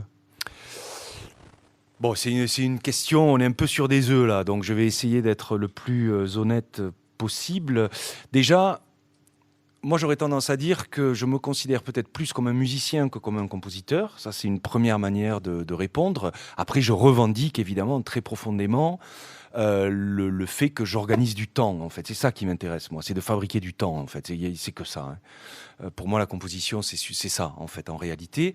Mais pour atteindre ce but-là, j'ai vraiment recours à une pratique musicale. Moi, je ne compose jamais sans improviser. Je passe des heures sur mes instruments, à jouer de tout ce que je sais, tout ce dont je sais jouer, de la percu, du piano. J'ai plein d'instruments chez moi. J'improvise avec des machines, etc. pour arriver à produire une matière qui soit quand même une matière très organique, encore une fois, qu'après, bien sûr, je vais réorganiser, etc. Bon, ça, c'est une première chose. Une deuxième chose, c'est que si je comprends bien, mais peut-être que je ne suis pas tout à fait sûr, tu me dis si tu n'es pas d'accord avec ça, mais si je comprends bien, dans ta question, c'est vraiment l'idée d'utiliser les outils qui appartiendraient finalement aux musiques savantes, c'est-à-dire la partition, le stylo, voilà, les techniques, le code du concert, etc., à l'inverse peut-être de pratiques populaires de la musique qui se passent de ces choses-là. Est-ce que ça peut être une manière d'aborder la question ? Bon, alors par rapport à ça, malheureusement, le problème, c'est que moi, j'écoute énormément de rock, énormément de jazz, énormément de musique du monde, et en fait, l'uniformité est partout. C'est-à-dire que dans le rock, il y a des musiciens absolument géniaux, super inventifs, qui ont une qualité d'écriture rythmique, mélodique, de texture. Vous connaissez un groupe qui s'appelle Meshuggah, par exemple ? C'est un groupe de hard super violent, quoi, de trash. Mais par contre, je mets au défi n'importe quel étudiant de cette maison d'arriver à prendre en dictée une seule mesure de ce groupe, quoi. C'est monstrueux, quoi. Rythmiquement, c'est absolument du délire. Le batteur, je ne sais pas comment il travaille, c'est incroyable, c'est complètement fou. Écoutez cette musique-là. Alors après, évidemment, dès que le chanteur prend le micro, là... Bon, ok, ça c'est un peu autre chose, on va dire. Là, on est on retrouve un peu la problématique sociale, etc. Mais musicalement, c'est absolument passionnant. Mais un groupe comme Tool aussi, par exemple, qui est un groupe de rock progressif, moi que j'aime beaucoup, qui travaille énormément la problématique de la forme. C'est un groupe qui est capable de faire un morceau de 10 minutes avec une idée. Donc c'est vraiment l'idée du développement. On a un objet sonore et puis cet objet, il est déroulé un peu à l'infini avec des couleurs, des formes d'orchestration. Donc on retrouve finalement des paradigmes de l'écriture finalement savante à l'intérieur de ça. Mais le problème finalement, c'est que si on se disait qu'on pourrait avoir recours finalement à des écritures plus populaires, moi ce que je fais, je mets des guitares partout dans toutes mes pièces. Il y a la guitare électrique ou de la basse, etc. Mais en fait, ça répond à rien parce que dans le milieu des amateurs du rock ou dans le milieu des amateurs du jazz, etc., la portion congrue, elle est la même. C'est-à-dire qu'il y a très peu de gens qui écoutent ces choses-là, au final. Il y a une espèce de laminoir permanent qui est cette espèce d'industrie musicale qui nous arrive Facebook, ah oui, tel artiste et tel truc et tel machin, et on rabâche. Et finalement, tout passe à la trappe en permanence parce qu'il y a une espèce de rouleau compresseur marchand, en fait, qui est vraiment uniquement marchand et qui fait que, en fait, on n'est pas du tout au cœur de la problématique musicale. C'est-à-dire, le terme musical, il est employé à tort et à travers en permanence, en fait. Les gens parlent de musique, mais absolument, en réalité, ils ne parlent pas du tout de musique. Donc ça, c'est aussi peut-être une manière de répondre à cette question qui consisterait à dire, finalement, si je voulais être un peu plus dans la subversion ou finalement m'attaquer peut-être un peu plus de front, finalement, qu'est-ce que je fous à être dans un conservatoire ? Peut-être qu'il vaudrait mieux que je sois sur une scène rock, mais je l'ai fait. J'ai eu le même problème. Dans le jazz, j'ai fait un trio de jazz avec Michel Portal et Roland Osé. On a un petit peu tourné et on a eu le même problème. Parce c'était trop barré finalement. Les programmateurs nous disaient oui, non, quand même, non, Portal, on veut bien, mais là, ce que vous faites avec lui, c'est mais merde, quoi. Mais regardez-le, Michel, il est enchanté de ce qu'il fait, quoi. Il a 72 ans, c'est un des plus grands monsieur de la planète jazz française. Il se régale et vous êtes en train de nous dire, en fait, vous voulez pas Michel Portal, vous voulez l'étiquette Michel Portal, vous voulez la garantie de vente de Michel Portal, c'est ça que vous voulez. Donc vous voulez ce qu'il fasse finalement, C'est ce pourquoi il a été connu. En gros, Pierre-Henry, prenons le cas de Pierre-Henry. Pourquoi Pierre-Henry est connu? Parce qu'à un moment donné, il a fait le jerk électronique, que ça a ouvert complètement des portes. Donc les gens, maintenant, ils veulent ce Pierre-Henry-là. Voilà, c'est très bien, pourquoi pas, on veut ce Pierre-Henry. Moi, Pierre-Henry, je suis désolé, mais il a fait ça représente même pas 1% de sa production, d'une certaine manière. Donc, venir bousculer finalement l'ordre établi, moi, j'ai envie de le faire de l'intérieur, avec les moyens qui sont les miens, avec ma connaissance. J'adore écrire, en fait, j'adore écrire des partitions, c'est quelque chose qui me... Voilà, là, pour le coup, c'est comme ça, j'adore faire ça. Et créer des situations finalement de l'intérieur, voilà, dans lesquelles j'essaye d'attaquer un peu le système. Mais quand j'écris, mais là, en 2016, j'ai écrit une pièce qui s'appelle Diary, Random and Pickles. Vous comprenez, ça veut dire les journaux, le hasard et les pickles. Vous savez ce que c'est? En gros, c'est les biscuits, c'est les cornichons, mais c'est les biscuits apéro. Et c'est une pièce qui est écrite pour 5 musiciens, scénographie, lumière, électronique et un groupe de 10 adolescents qui sont dans la partition. C'est-à-dire, j'ai écrit une partition pour 10 adolescents. Ils ne chantent pas, ils ne disent rien, ils sont juste là pour être eux-mêmes d'une certaine manière. Et encore une fois, ça rejoint un peu le travail que j'ai fait sur Ultimatum. Parce que moi j'ai 47 ans, je vous ai dit, j'ai un fils, je regarde en fait ces générations-là, je commence à avoir il y a une distance générationnelle qui se crée. Et bon sang, j'ai envie que cette énergie-là, il faut qu'elle continue, quoi. C'est super bien qu'on soit là, quoi, à parler de toutes ces questions-là, parce qu'il faut vraiment que ça perdure. Donc j'avais envie d'intégrer des adolescents dans un travail, et ça a été un gros risque, parce que c'est une partition qui est très difficile, où ils ont des actions à faire extrêmement précises, extrêmement claires, et je l'ai monté 2 fois, ce projet, une fois en Allemagne et une fois récemment, le mois dernier, à Valence, en dessous de Lyon, dans le cadre d'une résidence, et j'ai travaillé avec des gamins qui n'avaient aucune connaissance musicale, et on a fait un travail mais remarquablissime. On s'est absolument régalé dans le cadre de cette mise en œuvre finalement. Et donc ces gamins, ces ados sont là pour dire le mensonge dans les journaux, puisque l'œuvre elle parle de ça en fait. Moi je vous ai déjà dit, je vous raconte ma vie un peu, mais que je lis Le Monde dans l'avion. Mais non seulement je lis Le Monde, mais quand j'arrive chez moi, je découpe des petits articles qui me semblent être soit des choses historiques, c'est-à-dire des phénomènes vraiment importants, soit des très très gros mensonges. Et je peux vous garantir que quand vous faites ça pendant 20 ans et que vous réouvrez 20 ans après ce que vous avez mis de côté, mais c'est jubilatoire, c'est extraordinaire, le nombre de mensonges, mon Dieu.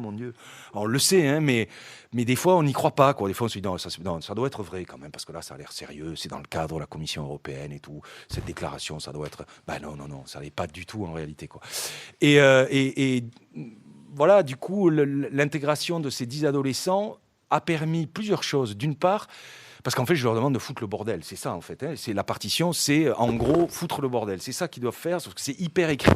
Tout est très, très, très écrit. Donc, ils prennent des journaux, ils vont les mettre sur les musiciens, ils doivent les attacher, à un moment donné, écrit. Il y a toute une séquence où ils ont... vous savez, les chiens, j'adore ça, quand vous partez en vacances, vous avez, dans la voiture devant vous, vous avez un petit chien qui fait... Vous avez déjà vu ces petits chiens là, qui font oui à l'arrière des voitures? Moi, j'adore ce chien parce qu'il est d'accord avec tout, en fait. Donc, voilà, si vous voyez le chien, vous faites ça, et puis il dit oui, il est très content. Donc, c'est très drôle. Et du coup, j'ai fait une séquence où, en fait, les ados se relaient, ils vont à la table, ils ont un micro, ils ont un dé, et ils ont le petit chien.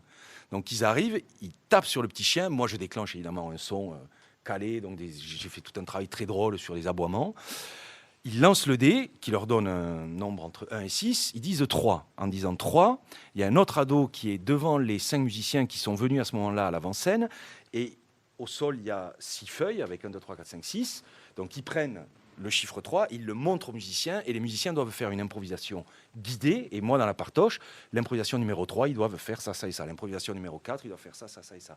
Et donc, les 10 gamins se relaient, en fait, dans cette espèce de séquence qui est machiavélique, en fait. Et il y a tout là-dedans. Il y a le hasard, il y a ce chien qui dit tout le temps oui, il y a la notion d'autorité.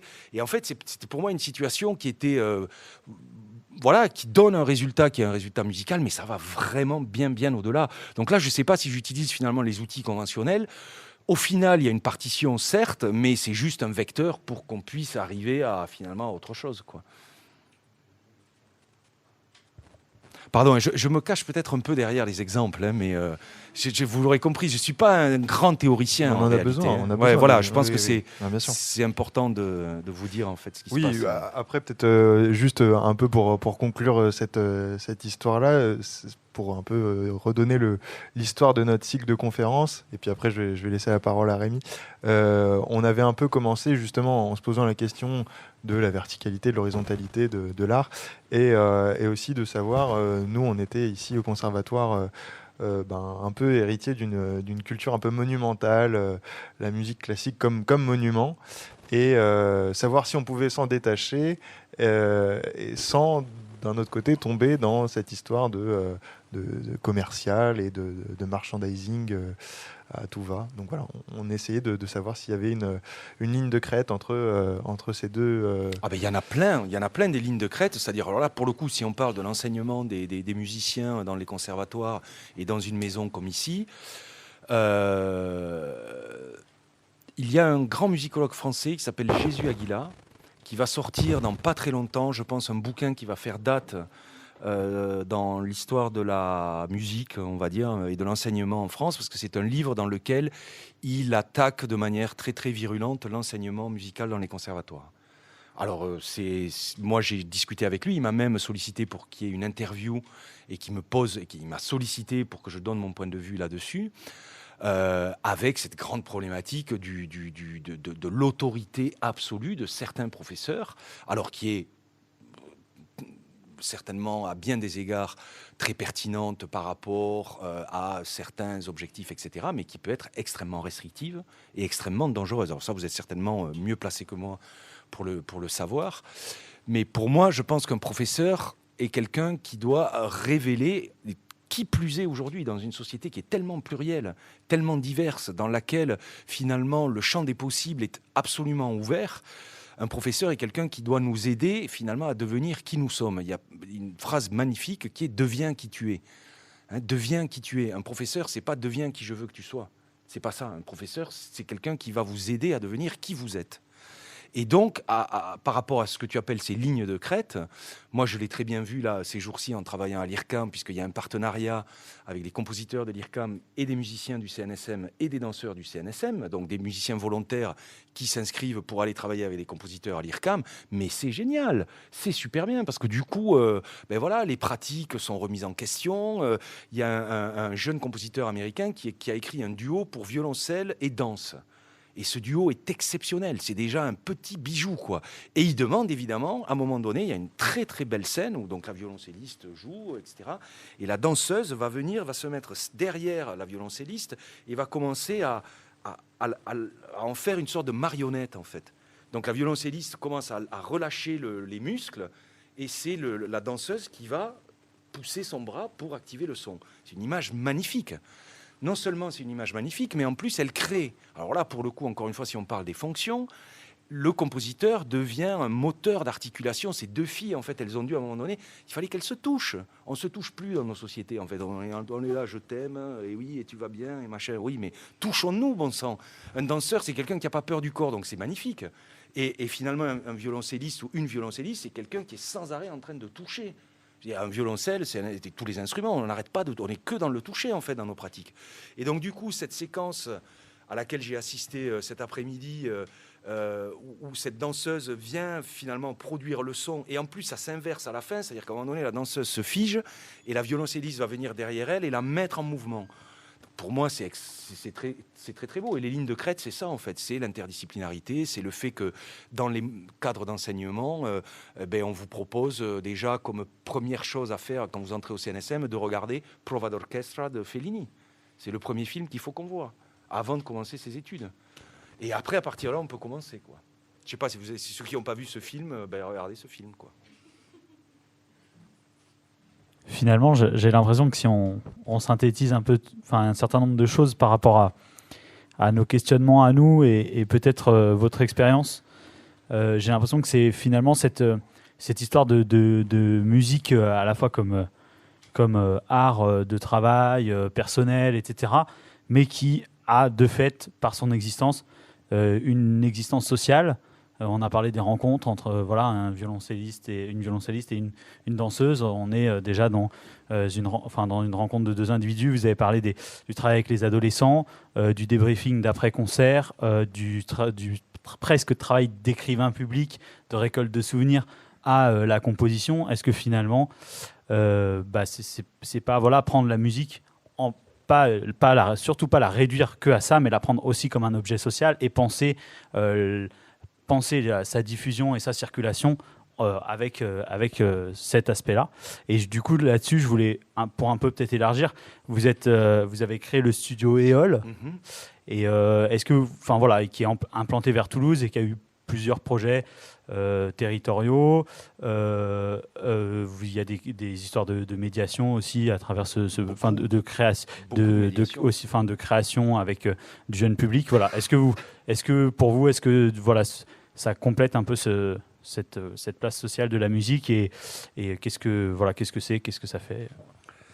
Premièrement, je dirais que quand on sort d'un conservatoire, c'est-à-dire quand on finit ses études, parce que c'est long, les études dans les conservatoires, bac plus 7, plus 8, et puis si vous faites un doctorat, c'est bac plus 11, enfin bref, ça n'en finit pas, quoi. Quand on sort de ces phases comme ça d'apprentissage, on se sent bien seul, en fait. Et je pense qu'il y a un réflexe qu'il faut avoir, et ça, moi, vraiment, c'est même pas un conseil, j'ai envie de dire, faites-le quoi qu'il arrive, c'est de travailler ensemble, c'est-à-dire de développer des espaces collectifs, de pas penser que, parce qu'en fait, la société dans laquelle on vit est une société hyper individualiste. Pourquoi ? Parce que plus il y a d'individus, plus il y a des gens qui achètent. Je donne un exemple débile que vous connaissez tous. Vous rentrez ce soir, vous allez regarder le nombre de réseaux Wi-Fi qu'il y a disponibles dans votre immeuble. Vous n'allez quand même pas me dire qu'on ne pourrait pas le partager, ce truc-là, quoi. Ça semble absolument évident, quoi. On est tous là à acheter des box, des forfaits, des machins qui coûtent une fortune.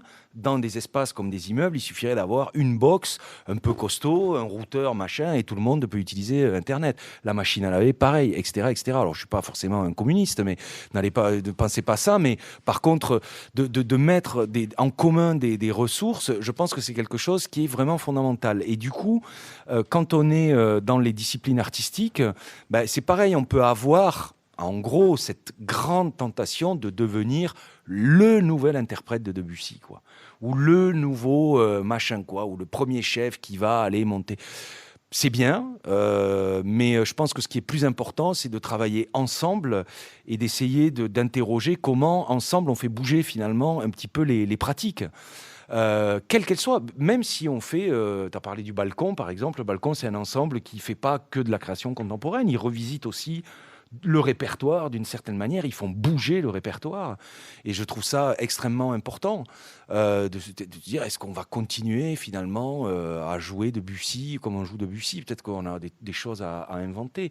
Prenez Shakespeare, moi je suis désolé, mais Shakespeare, je veux dire, si vous allez voir du théâtre très contemporain, vous pouvez assister à des représentations de Shakespeare, mais dans lesquels le texte a été complètement repassé à la moulinette, quoi. Ça a été complètement revisité, recoupé, et on n'a pas de problème avec ça dans le théâtre. On pourrait très bien imaginer de jouer du Bach en enlevant des bouts. Voilà, il faut arrêter de sacraliser. Le discours sur Bach, des fois, ça m'épuise. En fait, qui c'était Bach, quoi? Bach, c'était un artisan. Il était chez lui, il avait tous ses gamins, il était sans arrêt en train de jouer, de faire du son. C'était quelqu'un qui, alors pour le coup, qui était vraiment, il allait à l'église, il jouait des cantates, il revenait à la maison. Enfin, je veux dire, c'était un être vivant. C'était pas Dieu le Père, quoi. C'est surtout pas ça. Voilà, donc je ne sais pas si ça répond à ce que tu me demandes, mais moi, c'est ce que je vous disais tout à l'heure. Quand je suis sorti de l'IRCAM, vraiment, je me suis dit, surtout si tu reviens à Toulouse et que tu tentes de faire une carrière de compositeur en solo, mais t'es mort, quoi. Tu n'y arriveras jamais, quoi. Pourquoi ? Parce que de toute façon, il n'y avait pas assez de ressources, il n'y avait pas assez d'ensemble, pas assez d'orchestre. Alors, l'orchestre, n'en parlons pas, l'orchestre de Toulouse... pour arriver à être joué. Votre directeur vous dira le contraire, il a réussi à être en résidence à Toulouse, Mantovani, mais très peu d'élus finalement ont été en résidence à l'orchestre de Toulouse. Bon bref, peu importe, mais en tout cas, moi j'ai eu cette nécessité, je me suis dit finalement, quoi de mieux que de faire un festival ? Parce qu'un festival, du coup, ça va me permettre d'avoir un peu d'argent, une force collective, d'aller voir finalement les danseurs en leur disant, pas en leur disant je suis un pauvre compositeur, j'ai pas d'argent, est-ce que vous voudrez bien que je travaille avec vous? Mais non, en leur disant j'ai un festival et j'ai envie de vous proposer une collaboration à long terme. Et pendant 2-3 ans, on va pouvoir travailler ensemble avec vous, etc. Pareil en théâtre, pareil avec la Cinémathèque de Toulouse, qui est pour le coup une institution très remarquable. Et on a déployé notre festival pendant des années avec la Cinémathèque. Donc, moi, voilà, ça c'est une chose, j'aime pas donner des conseils, mais par contre, celui-là, c'est quelque chose que j'essaie toujours de dire, travailler ensemble, monter des projets. Votre initiative-là, de faire ça, je trouve ça mais super, quoi. C'est vraiment très bien, quoi. Retrouvons-nous, discutons, débattons, on est d'accord, on n'est pas d'accord, et tant mieux, mais c'est ça qui est bien, quoi. Au moins, on est ensemble, on n'est pas tout seul dans notre coin, là, à recevoir... oui, là, je suis sous la pluie, là... Non, mais c'est vrai. Ah, tu pensais acheter du ketchup. Ce qui est parfois très important, mais... Il y a des questions.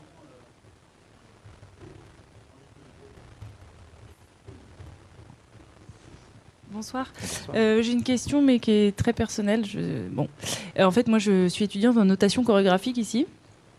Et donc, comme vous avez beaucoup parlé des gestes qui sont présents dans vos partitions, vous n'avez pas utilisé le terme danse, mais bon, de toute façon, j'étudie un système de notation du mouvement. Donc, tout mouvement peut être écrit.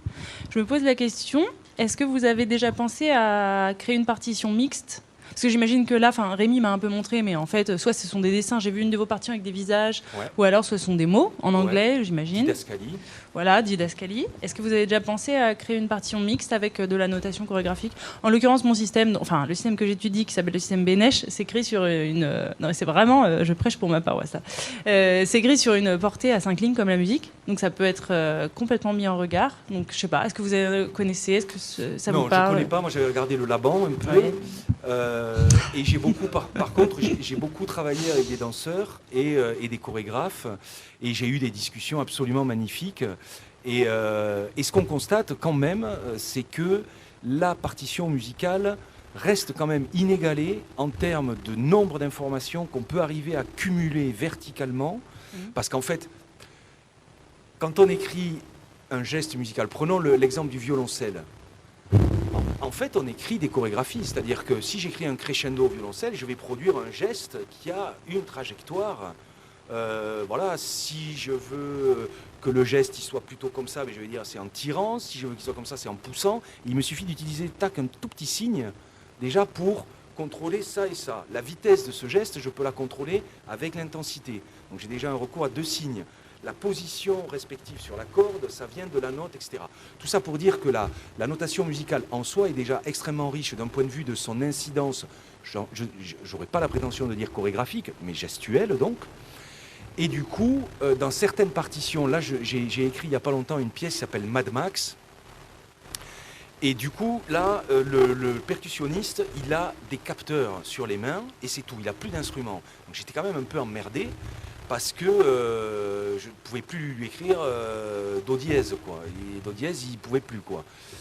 Et donc, j'ai construit une sorte de personnage qui est une sorte de critique absolument terrible sur le personnage de Mad Max, qui est l'anti-héros absolu que j'exècre par...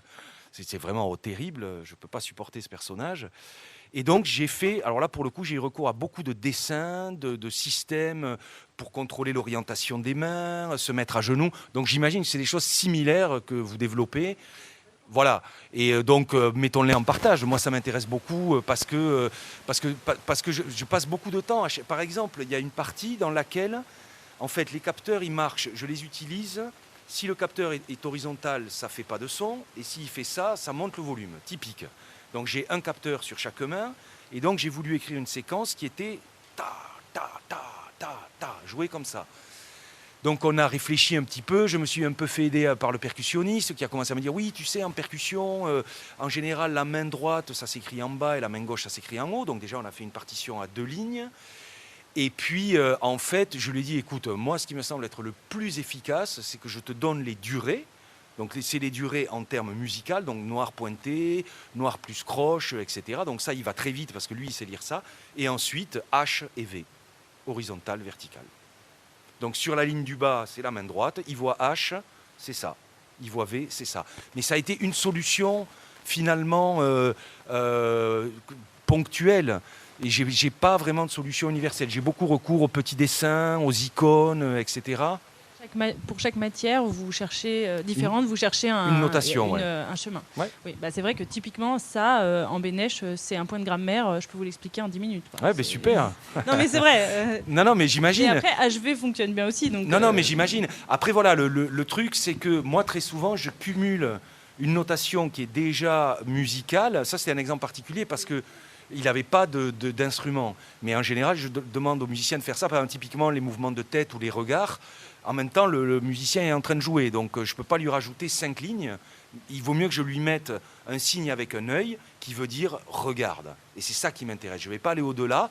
Il regarde ce qu'il veut, où il veut, quand il veut. Enfin, non, pas quand il veut, justement, mais il est en train de jouer. Et là, tout d'un coup, il faut qu'il regarde. Ou il faut qu'il tourne la tête.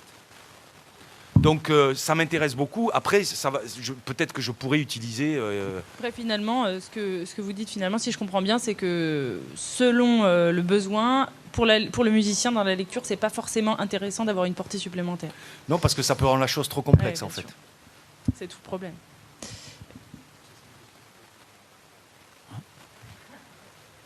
Après, encore une fois, c'est plus ou moins vrai parce que les premières pièces pour percussion de Xenakis étaient tellement compliquées que je pense qu'elles ont fait vraiment peur à beaucoup d'interprètes. Et maintenant, les percussionnistes, ils jouent ça. Ah oui, Psafa, pas de problème. Donc, on peut faire évoluer les choses. Personne ne sait lire ça à part des spécialistes. On n'a pas envie d'y aller parce qu'on se dit l'interprète de toute façon ne va rien comprendre. Mais c'est le meilleur moyen que personne ne sache jamais. Non, mais exactement. Et puis peut-être qu'on peut aussi réduire. C'est-à-dire on peut se dire, dans cette pièce-là, je vais utiliser cette notation. Une matière, pas toute la... Que pour la tête. Parce que le problème des notations chorégraphiques, c'est que des articulations dans le corps, il y en a combien? Il y en a beaucoup. Ça, c'est tout. Et c'est toute la problématique. C'est pour ça que les notations chorégraphiques butent à un moment donné, c'est parce qu'il y a trop d'éléments. C'est-à-dire si je veux dans un mais si je veux dans un même mouvement à la fois contrôler le coude, la flexion du doigt plus la tête et la hanche, voilà, j'imagine qu'on peut, mais je suis curieux de voir comment ça fonctionne. Enfin, moi le Laban, pour moi c'était pas bon, quoi. Pareil. Voilà. Ok, je vous propose qu'on conclue ici. Merci à vous, Pierre Jadowski, d'être venu. Avec plaisir.